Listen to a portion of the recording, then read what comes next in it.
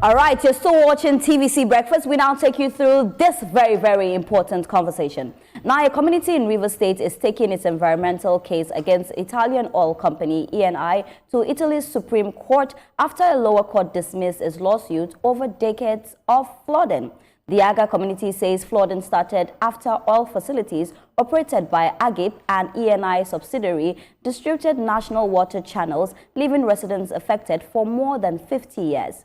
Now, community leaders are challenging the court's decision, insisting important environmental concerns were overlooked. Joining us to discuss this is the Executive Director, Environmental Defenders Network, and Nigeria's lawyer to the climate, Barrister Chima Williams. Good morning, Barrister. How are you doing? I'm good. Good morning, my sister. Good morning. Good morning, my brother. Morning. Nice to have you as well. Now, let's go straight into this very important conversation. We're looking at something that has passed a lot of time. We're looking at over 50 years. This conversation has been going on. Now, I want to talk about, environmental safety. When things like this happen, how well do we make sure that the people actually get justice? I just want you to open this case for us again, for us to have proper understanding of what really happened and what is the way forward. Would they actually really get the justice that, they are claiming that they haven't gotten till now, looking at how long time has passed? Right. Thank you very much for that. I will start by saying that when it comes to environmental destructions, time does not elapse except and until the act that creates that problem has stopped. And in this case, since the early 70s, late 60s, when these infrastructures were erected in Aggah community, the perennial flooding problem has consistently been there. This year, it will still be there. So it is not a problem that has already been resolved. It is an ongoing problem. So which means contest as to ending it is something that will continue. The Aggah people have taken different steps, including protests, sit-ins, demonstrations, petitions to then Nigerian Aggah Oil Company and also to their parent company, Eni, in Italy. And this process led to, in the early 80s, a panel being set up by the oil giant itself to review the problems that were being claimed to have been caused by their facilities. And that report, the committee came out with a report that actually established the existence of that problem as a result of the embankments created by the Nigerian Aggah Oil Company. Okay. Now, how to resolve that problem is lingering up till now, leading to, in 2019, the community of Aggah, under the auspices of Egbema Voice of Freedom, a community-based organization led by Pastor Nicholas Evaristus, approached us for support in using legal means. By using legal means, I mean employing of legal experts to look at these issues and see how, reprieve can be brought to the community. Now, this led to a complaint because my law firm, who received the complaint from the EVF and Aggah people, connected and contacted our own colleagues, advocates for community alternatives, led by Jonathan Kaufman, to see how we can work together and bring justice to the Aggah people. This led to us trying to take a step that would have amounted to a win-win situation for all the parties. Not one party take it all. Victory for the community people, victory for the environment, victory for the oil companies. This was what led to an OECD first instant complaint mechanism that was lodged before the Italian National Contact Point in Italy. And that led to a process that ended and culminated in a terms of settlements, because parties now agreed that there were issues and there were solutions to be provided to that issue. Okay. And that terms of settlements, implementation of the terms of settlements is what led to the present litigation that is ongoing. All right. That means there's some kind of direction now, concerning this case. I'm thinking 50 years continuous flooding in a small community like that, and I'm calculating the losses that the community must have suffered, and the fact that we're talking about some heavy weights in the oil and gas sector, ENI and Aggah. How come the Nigerian judiciary said Aggah has no question to answer? And how effective will it be taking the case to Italy or to an Italian court to hear? All right. Thank you very much. Point of correction, please. Okay. Nigerian court has never absorbed, the Nigerian Aggah Oil Company, because there are two instant cases that have been concluded in Nigeria, one involving an individual victim of the flooding from Aggah community, Chief Akodene, where he brought an action at the Federal High Court in Port Harcourt against the Nigerian Aggah Oil Company, and the court ruled in his favor and found Aggah wanting and liable to the complaints that he brought before the court. Okay. Also, a complaint was lodged before the Rivers State Ministry of Environment, who took legal steps on behalf of the community as complainants, in a criminal litigation against the Nigerian Aggah Oil Company. And the court also found Aggah Oil Company culpable for abatement issues. Now, why did this matter go to the Italian court? As I mentioned earlier, because of an OECD first instant complaint mechanism, which was handled by the Italian National Contact Point, the terms of settlement was actually entered into in Milan, in Rome, in Italy. And now, if happened and the parent company, Eni, who was also a party to the OECD complaint mechanism, is involved, Nigerian court may not have jurisdiction for issues of enforcement to hear the matter against the Italian oil giants. Okay? So this was the reason why the case was lodged in Italy, in the home country of the Eni and her subsidiary, Nigerian Aggah Oil Company, who now divested their assets to Oando Nigeria Limited. Now, the court decision is now for Eni and Oando, who was previously Nigerian Egypt Oil Company.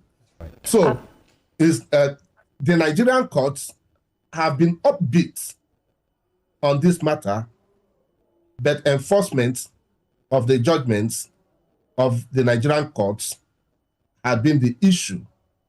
And being the case, and being that there was a determination entered into in Italy against the parent and the daughter company, it meant that the Italian court had jurisdiction.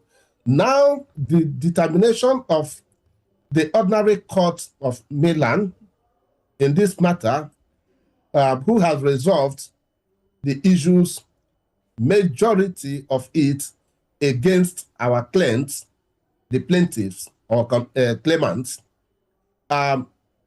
is another issue. Now, it is because we believe that the lower court, which is the High Court of Milan, erred because they did not do proper evaluation of the evidence before it to arrive at the conclusion they arrived. That is why we have lodged an appeal at the Court of Appeal in Milan. Right. It is not yet at the Supreme Court in Milan. It is still at the stage of the Court of Appeal. That's right. Okay. Absolutely. Now, Barrister Williams, even though this Milan court acknowledged the case, as you rightly said, they ultimately ruled against the community. I would like you to illuminate my viewers, our viewers, as to the judge's reasoning for this, because this is a very, very complicated case. At the heart of this case is the allegation from these communities that oil infrastructure caused recurring flooding over the years. On the other hand, the court has reportedly found that the oil companies fulfilled an earlier agreement and an earlier obligation to construct drainage channels in the communities. Why do you think the claimants, the plaintiffs, the people who have suffered this alleged loss in the Aggah community are saying that these commitments of constructing drainage channels are still not adequate? Yes. For us, our complaint to the Italian NCP was not on the non-construction of drainage or culverts. Our complaint was the flooding of Aggah community. And Barrister Williams, I'm very sorry to cut you short. I also would like you in your response, to also tell us if there was any sort of environmental or engineering evidence provided by the Aggah community to support their claim that these oil activities are directly related to flooding. Yes, a lot. Because in my first narrative, I mentioned that the team that was set up by the oil company itself produced a report that directly confirmed the complaints of the people. And this was in the 80s. And also recommended measures to remove the flooding. And also observed that building of culverts will not solve the problem. That was in the 80s. And that had continued to be the position. And part of the actioning on the terms of settlement that was reached was a work that was supervised jointly by representatives of the oil companies and the complainants, to the extent that an technical engineering survey was conducted on how this flood can be removed. And this forms part of the bone of contention of the claimants in going to appeal the judgments of the lower court, that the lower court did not take into cognizance this body of evidence that was profoundly produced before it. Okay? There is no argument as to whether the flooding of the Aggah community was exacerbated by the structures built by the oil company, which obstructed the natural flow lines of water that, falls on the land of Aggah community. Now, the lower court in Milan did not rule actually that there was no problem. What the lower court said was that the terms of settlement had been fulfilled by the oil company because they have built culverts. Absolutely.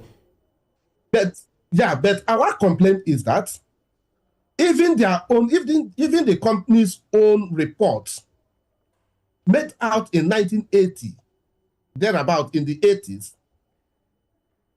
also made it very clear that culverts cannot solve the problem.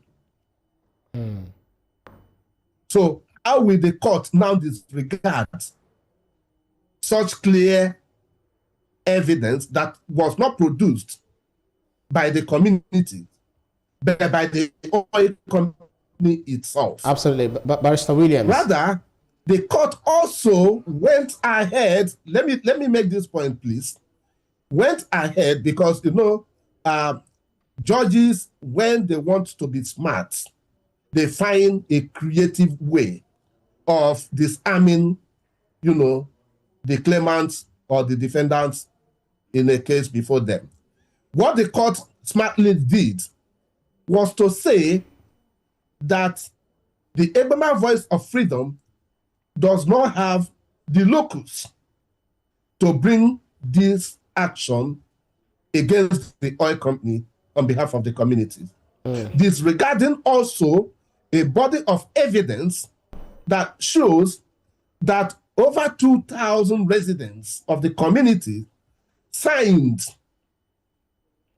an authorization document asking the Aggah Voice of Freedom and her leadership to bring this action on their behalf with support from the law firm of Chima Williams and Associates and advocates for community alternatives. Absolutely. Okay? So the court did not deny the existence of the problem, but smartly dodged, looking at the major and critical issues that arose. Barrister Williams, and you've also confirmed that that's the reason you are seeking to appeal, these particular judgments, and the fact that it is understood that, communities in the Niger Delta, rivers, they are facing, environmental challenges due to the activities of these oil giants. But the community now looking to file this appeal, arguing that the remediation should be judged by effectiveness rather than by whether certain engineering works were merely completed on paper. So as this matter actually moves to the court, the higher court, what are the key legal questions we are likely to determine that will likely determine the outcome, which I would like you to highlight here? Would it be the interpretation of the settlement agreement, the issue of legal standing, or the scientific evidence linking the flooding to oil infrastructure? That is on one side. On the other side is that communities are also closely watching this. The communities in Niger Delta, for instance, they are watching this environmental dispute. So do you think the outcome of this appeal could establish an important procedure for future claims involving flooding, pollution, and ecological damage allegedly linked to extractive industries? All right. Thank you very much. Now, one of the critical successes of this case, irrespective of the fact that, our other claims were denied, is that this case has established jurisdiction for an Italian court to hear a complaint from a Nigerian victim over the Italian oil company's operations in Nigeria. Two, this judgment has also established the right of Nigerians to bring an action against a divested oil company, whose parent company is still in existence, in a complaint against legacy environmental problem that existed and have been complained about before the divestment took place.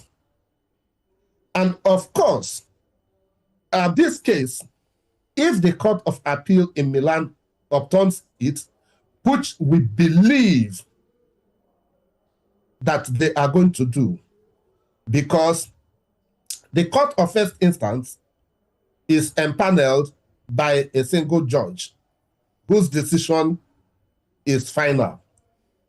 But an appeal is empaneled by a minimum of 3 justices who may look at the issues from various angles.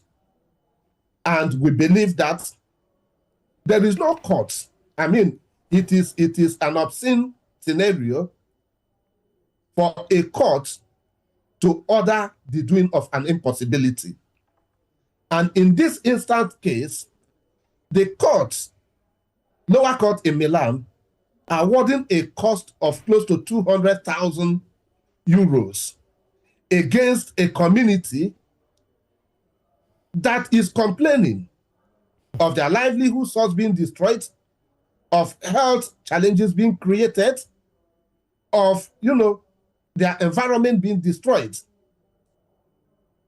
And their economic powers being depleted. Such victims, you are ordering them to pay such humongous amount to the victor, to the oppressor. The oppressed being asked to service the oppressor. Is an absurdity. And I do not think that the Court of Appeal in Milan will uphold that. And if that decision is overturned, if the decision of the lower court is overturned, it will do one thing. It will also, because as lawyers, as environmental lawyers, our cases are not just to bring about, restitution to the communities that their environments have been despoiled, but also to use the legal process and rule of law to bring about peace building in our communities. Because if this case is overturned at the Court of Appeal, it will embolden Niger Delta and other Nigerian communities who are negatively impacted by the destructive activities of multinationals to seek for legal redress rather than seeking for self-help. Yeah. But if this judgment is upheld at the Court of Appeal, I can dare tell you that nobody will explain what might likely happen, between the Aggah people and the Oandos and Ennis of this world. But just for you, quickly, because of our time, what do you think the outcome is going to be because of our time? Yes, if we are not, profoundly believing that the Court of Appeal will overturn the judgment, we will not take up the appeal. Okay. Because it is very expensive, it is costly, it is time-consuming, and it is very risky. Okay. To take up this type of case against such a big company in their home country. So we have absolute faith in the Court of Appeal that justice will be served. And we hope so. We hope that justice is truly served at the end of the day. It's a very beautiful place to leave the conversation. Thank you so much, Barrister Williams. Thank you for joining us this morning. Do have a beautiful weekend. Thank you. Thank you very much. Thank you. All right.